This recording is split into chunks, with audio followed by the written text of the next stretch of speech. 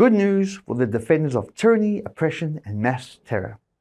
The weekly pro-Hamas, anti-Israel protests are back in Australia's major cities. Once again, they're calling themselves pro-Palestinian and anti-war. But let's be real, they are neither. These protests, which were happening every week before slowing down, are now back in full force with the war in Gaza resuming. Organizers are promising to hit the streets weekly again until there's a ceasefire. But here's the thing. At the same time, they're openly supporting what they call the resistance. In this case, that's just a thin veil for continued violence against Israel. So which is it? Are they calling for peace or for more war? It's this kind of logic-defying doublethink that doesn't seem to bother these protesters, just like the countless other contradictions in their movement. If this was really about Palestinian lives, where's the outrage at Hamas for what they've done to Palestinians? Over the last few weeks, Gazans have literally protested against Hamas's rule, risking their lives to do it.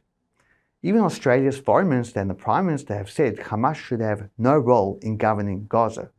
But the West? Dead silent. Not a whisper of support for these brave voices in Gaza. Take Adel al-Rabi, a Palestinian who dared speak out. Hamas kidnapped him, tortured him, killed him, and dragged his body through the streets as a warning. What did the so-called pro-Palestinian movements do? Nothing.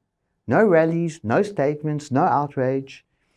There have also been reports that Hamas has killed at least 6 organizers of these anti-Hamas demonstrations.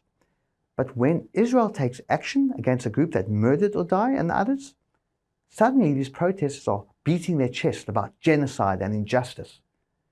Where were they when Palestinian civilians were stopped from fleeing Gaza with Egypt and Jordan slamming the door shut? Why aren't these protests outside the Egyptian or Jordanian embassies? And what about Hamas turning schools, hospitals, and UN facilities into military bases, endangering Palestinian civilians deliberately? Not a word. No condemnation, certainly no outrage. So what happened to protecting innocent Palestinian lives? Where is that concern when it's Hamas spilling the blood? The reason we don't see it is because these aren't pro-Palestinian movements. They're anti-Israel ones, plain and simple. That's why the slogans never change. That's why the blame is always one-sided. This war could end today. Hamas could lay down its arms and return the hostages. But until these protesters actually stand up for Palestinian lives and call for that, they're not marching for peace and the end of suffering. They're marching for war and the suffering to continue.